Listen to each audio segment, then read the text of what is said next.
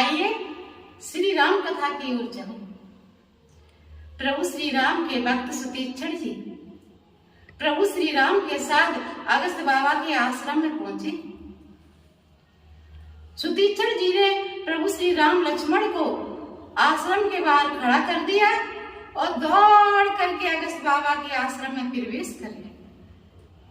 सुतीक्षण जी ने अगस्त बाबा के चरणों में साष्टांग प्रणाम किया, कहा गुरुदेव प्रणाम। गुरुदेव ने तिरछी भ्रुकुटी करके देखा तिरछी चितवन से और पूछा तुम मेरी दक्षिणा लेकर के आए? सुतीक्षण जी ने कहा हाँ गुरुदेव। अगस्त बाबा आश्चर्यचकित रह गए। पुनः पूछा, क्योंकि विश्वास नहीं हुआ इसलिए पुनः पूछा कि तुम मेरी दक्षिणा लेकर के आए?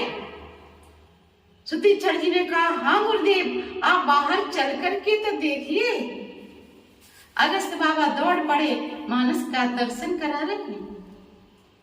सुनती अगस्त तुरंत उठ धाये और हरि बिलो की नैनन जल छाए।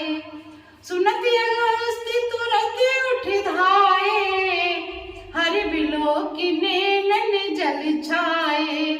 हरि बिलो की नैनन जल छाए। सुनती अगस्त तुरंत उठ धाये और हरि बिलो की नैनन जल छाए। अगस्त बाबा दौड़ पड़े। आश्रम के बाहर देखा प्रभु श्री राम अपनी भार्या जानकी जी अनुज लक्ष्मण जी के साथ खड़े हैं। प्रभु की झांकी के दर्शन करके अगस्त बाबा आनंदित हो रहे हैं और कहा अभी तक ये तो मैंने सुना था कि गुरुदेव ने एक शिष्य को परमात्मा से मिला दिया, लेकिन आज पहली बार एक शिष्य ने गुरुदेव को परमात्मा से मिला दिया। वाह शिष्य वाह। शिष्य की प्रशंसा कर रहे हैं अगस्त बाबा, आनंदित हो रहे हैं। दोनों भाइयों ने अगस्त बाबा के चरणों में साष्टांग प्रणाम किया। अगस्त बाबा ने उठा करके अपने हृदय से लगा लिया। अगस्त बाबा ने अपने प्रेम आश्रुओं से प्रभु को नहला दिया। आश्रम में ले गए, आसन पर बिठाया है, विधिवत प्रभु का पूजन किया है, वंदना की है, आरती गाई, प्रभु की आरती की और अगस्त बाबा ने अपने मन की बात कह दी कि प्रभु मैं आपसे एक वचन मांगना चाहता हूँ। तो प्रभु ने कहा मांगिए गुरुदेव, क्या मांगना चाहते हो? अगस्त बाबा ने कहा मानस का दर्शन करा रहे हैं। मांगो बरु में कृपा निकेता और बसाओ हृदय प्रभु लखनी समेता। मांगो बरु में कृपा निकेता और बसाओ हृदय प्रभु लखनी समेता। प्रभु ने कहा तथास्तु। एक रात्रि मेरे प्रभु अगस्त बाबा के आश्रम में रुके। प्रभु ने अगस्त बाबा से कहा कि गुरुदेव राक्षसों को मारने के लिए मुझे मंत्र चाहिए। अगस्त बाबा हंसने लगे, कहा वाह प्रभु वाह, आप कालों के महाकाल हो। आप जरा से भी तिरछी भ्रुकुटी कर दो तो सारे संसार का लय हो जाए। और प्रभु राक्षसों को मारने के लिए आप मुझसे मंत्र मांग रहे हो। प्रभु ने कहा कि गुरुदेव व्यवहारिक दृष्टि से। अगस्त बाबा ने कहा कि प्रभु जितने भी मंत्र मैंने प्राप्त किए हैं आपसे किए हैं, आपकी साधना करके आराधना करके आपसे सभी मंत्र प्राप्त किए हैं, लेकिन मेरा मन रखने के लिए, मेरी महिमा बढ़ाने के लिए संसार में आप ऐसा कर रहे हैं। और अगस्त बाबा ने प्रभु श्री राम को राक्षसों को मारने के मंत्र दिए हैं। आनंदित हो रहे हैं अगस्त बाबा, क्योंकि प्रभु चलकर के गुरुदेव के आश्रम में आए। ऐसे सामर्थ्यवान संत अगस्त बाबा।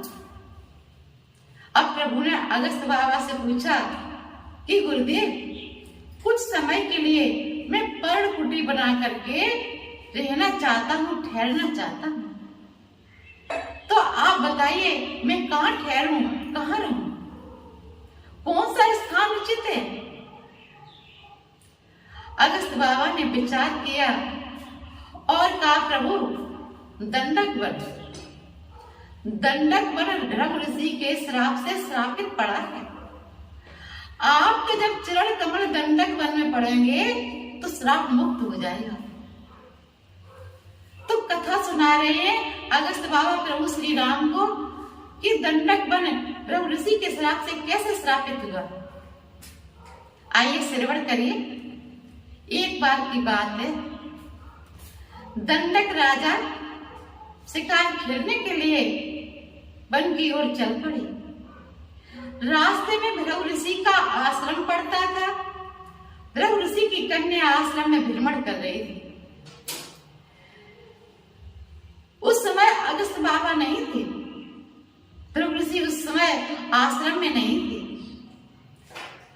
दंडक राजा की कुदृष्टि भृगु ऋषि की कन्या के ऊपर पड़ी तो दंडक राजा कन्या के निकट पहुंच गया। कन्या से दुराग्रह करने लगा। भृगु ऋषि की कन्या ने कहा कि जब मेरे पिताजी आश्रम में आ जाए तब आप मेरे पिताजी से हाथ मांग लीजिए। लेकिन दंडक राजा ने कन्या की एक नहीं सुनी और कन्या का शील भंग कर दिया। जब भृगु ऋषि आश्रम में पहुंचे तो कन्या ने रो रो करके भृगु ऋषि को सब कुछ बताया। भृगु ऋषि को क्रोध आ गया। भृगु ऋषि ने क्रोध में आकर के श्राप दिया कि मैं श्राप देता हूँ, इस दंडक राजा का जहां तक भी राज्य है पूरा राज्य वन प्रदेश में परिणत हो जाए और इस वन में कोई संत महात्मा साधना करने के लिए नहीं आएंगे। तब से प्रभु दंडक वन भृगु ऋषि के श्राप से श्रापित पड़ा है। जब आपके चरण कमल पड़ेंगे तो दंडक वन श्राप मुक्त हो जाएगा और दंडक राजा का उद्धार हो जाएगा। प्रभु श्री राम दंडक वन में पहुंचे हैं। गोदावरी नदी का तट है। गोदावरी नदी के तट पर बरगद के 5 वृक्ष खड़े हैं इकट्ठे। वो स्थान है पंचवटी। लक्ष्मण जी ने प्रभु के विश्राम हेतु पर्णकुटी बनाई है। मेरे प्रभु पर्णकुटी देख करके आनंदित हो रहे हैं और पंचवटी स्थान बड़ा सुंदर स्थान है।